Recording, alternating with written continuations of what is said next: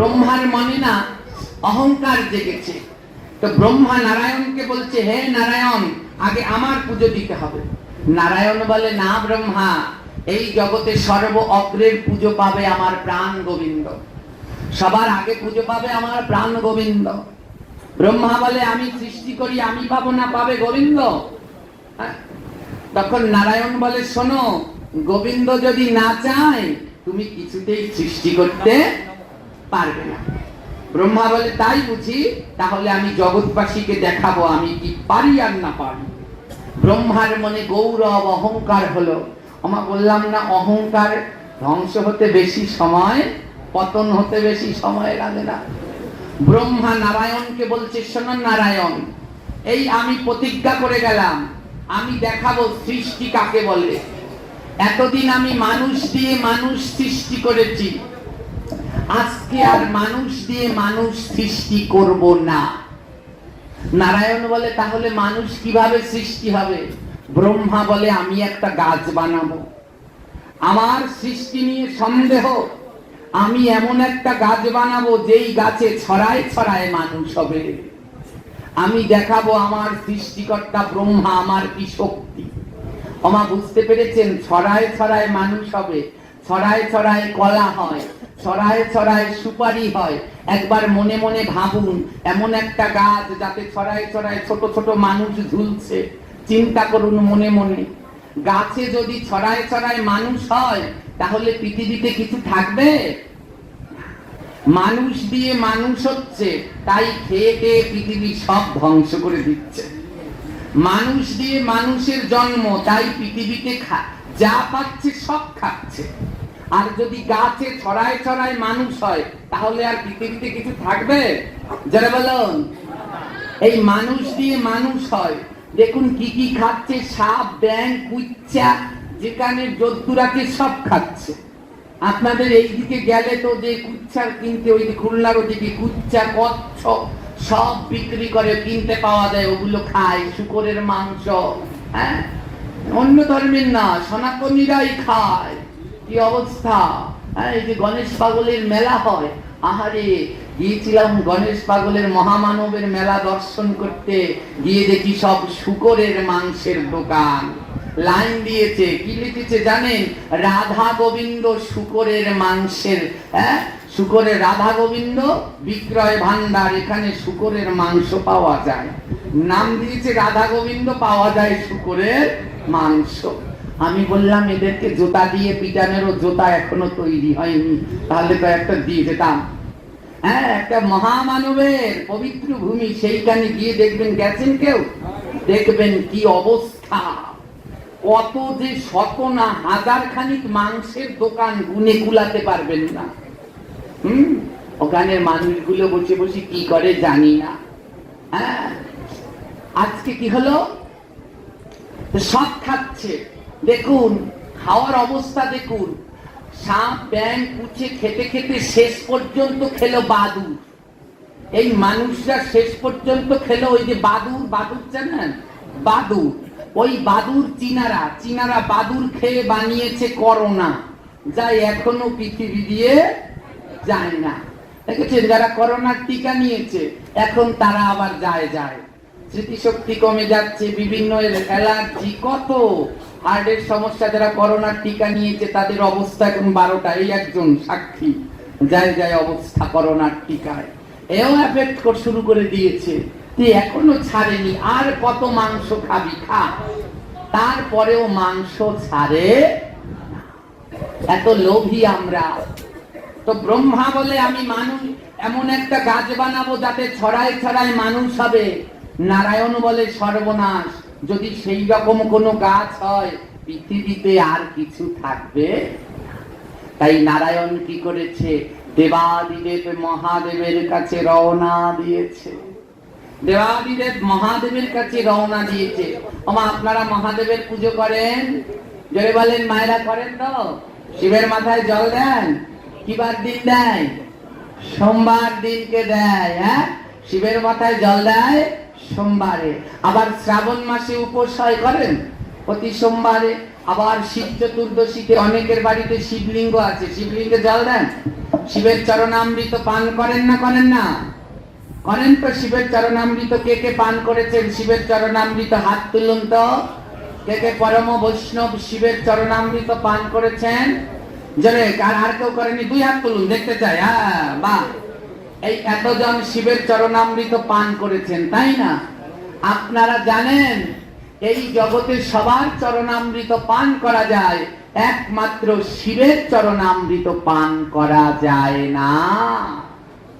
যারা শিবের চরণামৃত পান করে তাদের 100 বছরের কৃষ্ণ ভক্তি নষ্ট হয়ে যায়। 100 জন্মের কৃষ্ণ ভক্তি নষ্ট হয় এবং পরের জন্মে তারা কুকুর কুলে জন্মগ্রহণ করে। শিবের চরণামৃত পান করলে 100 জন্মের কৃষ্ণ ভক্তি নষ্ট হয়ে যায়, পরের জন্মে তারা কুকুর কুলে জন্মগ্রহণ করে। কেন জানেন? একে শিবকে ছোট করা হয়নি। শিব হচ্ছেন পরম বৈষ্ণব।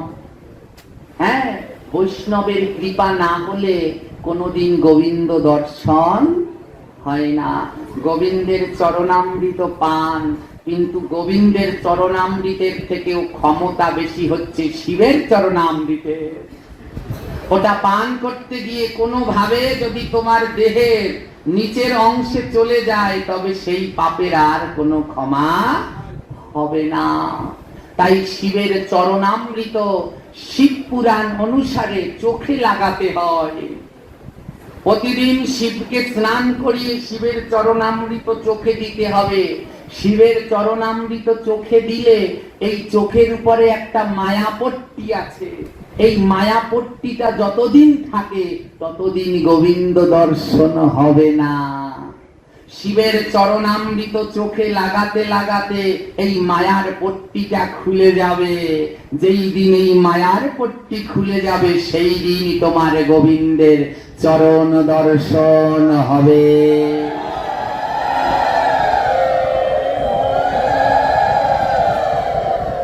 তাই শিবের চরণামৃত পান নয়, শিবের চরণামৃত রোজ নিয়ম করে চোখে লাগাতে হবে। কিরকম করে? বাটি থেকে চরণামৃত নেবেন, এমন ভাবে লাগাবেন না। শিব পুরাণ পড়বেন, শিবের চরণামৃত লাগানোর নিয়ম আছে, শিখে যান মায়েরা আজকে।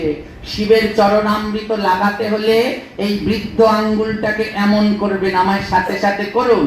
আর 2টি আঙ্গুল এই 2টো আঙ্গুল নিচে থাকবে। এই এটা কি বলে? মধ্যমা আর অনামিকা, এই 2টো থাকবে নিচে, 3টা থাকবে এমন। হ্যাঁ, চরণামৃতের বাটির ভিতরে, হ্যাঁ এইবার হয়েছে। হ্যাঁ, চরণামৃতের বাটির ভিতরে এই 3 আঙ্গুল ডুবাতে হবে। ডুবিয়ে এমন করে 3 আঙ্গুল ডুবাবেন, মধ্যের 2টো আঙ্গুল বটা থাকবে। 3 আঙ্গুল চরণামৃতের, শিবের চরণামৃতের ভিতরে ডুবাবেন। ডুবিয়ে এই বৃদ্ধ আঙ্গুল যাবে ডান চোখে, এই কনিষ্ঠ আঙ্গুল যাবে বাঁ চোখে, আর তর্জনী যাবে জ্ঞান চোখে। 3টি চোখ। এই 2 চোখে লাগালে হবে না, এই চোখটা না খুললেও কাজ হবে না। তাই ডান চোখ, বাঁ চোখ, জ্ঞান চোখ একসাথে শিবের চরণামৃতে ডুবিয়ে 3 চোখে লাগিয়ে দিতে হবে। শিবের চরণামৃতের ক্ষমতা এমন, যত বড় কৃষ্ণ ভক্তই হও না কেন, যত লক্ষ নাম জপ করো না কেন, যতদিন পর্যন্ত শিবের চরণামৃত চোখে না লাগবে, এই চোখে গোবিন্দ দর্শন হবে। শিব পরম বৈষ্ণব। ওমা, এবার যারা যারা পান করেছেন তাদের মনের ভিতরে লাফালাফি শুরু করেছে না করেনি? কয় জন্মের কৃষ্ণ ভক্তি নষ্ট হবে? হ্যাঁ, শিবের চরণামৃত পান করলে 100 জন্মের কৃষ্ণ ভক্তি নষ্ট। আর পরের জন্মে সায়ন কুলে জন্ম। সায়ন মানে কুকুর, কুকুর কুলে জন্ম হবে। হ্যাঁ, তো এবার পাপ করেছি, শাস্তি পাওয়া লাগবে না লাগবে না? লাগবে। তাহলে এবার ক্ষমা চাইতে হবে। ভগবান বলছে, আমার কাছে যদি কেউ কান ধরে ক্ষমা চায়, তাহলে সঙ্গে সঙ্গে আমি তার অপরাধ ক্ষমা করে দেই। যারা এর আগে শিবের চরণামৃত খেয়েছেন, আজ ভগবানের মন্দিরে কান ধরে বলুন, প্রভু আজ থেকে তোমার চরণামৃত পান নয়, তোমার চরণামৃত লাগাবো আমার ত্রিনেত্রে, যেন এই ত্রিনেত্র দিয়ে ওই প্রাণ গোবিন্দের যুগল রূপ দর্শন করতে পারে।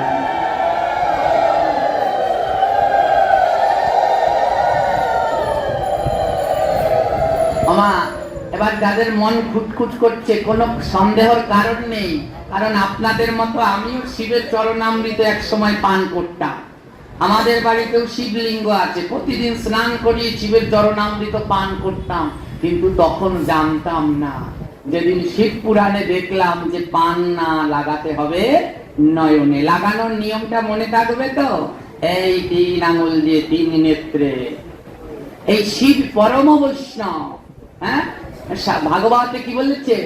নিম্নগানম যথা গঙ্গা দেবানাম অচ্যুতা যথা বৈষ্ণবানাম যথা শম্ভু পুরাণানাম মৃদম তথা। বৈষ্ণবদের ভিতরে শ্রেষ্ঠ হচ্ছে দেবাদিদেব মহাদেব। মহাদেব কিসের দেবতা? ব্রহ্মা সৃষ্টি, আর বিষ্ণু হচ্ছে পালনে, আর শিব কিসের? সংহার, ধ্বংসের দেবতা। তিনি সব ধ্বংস করে দেয়। শিব ঠাকুরের কাছে প্রণাম করে কি চাইবেন? শিব ঠাকুরের কাছে প্রণাম করে দুটো জিনিস চাইবেন। প্রথমটা, হে পরম বৈষ্ণব আমায় কৃষ্ণ ভক্তি প্রদান করো। দ্বিতীয়টা, হে ধ্বংসের দেবতা তুমি তো ধ্বংস করতে জানো, তাই আমার দেহের ভিতরে যে কাম ক্রোধ লোভ মোহ মত মাৎসর্য ষড়রিপু তুমি ধ্বংস করে দিয়ে গোবিন্দের সেবায় দেহটাকে লাগিয়ে দাও।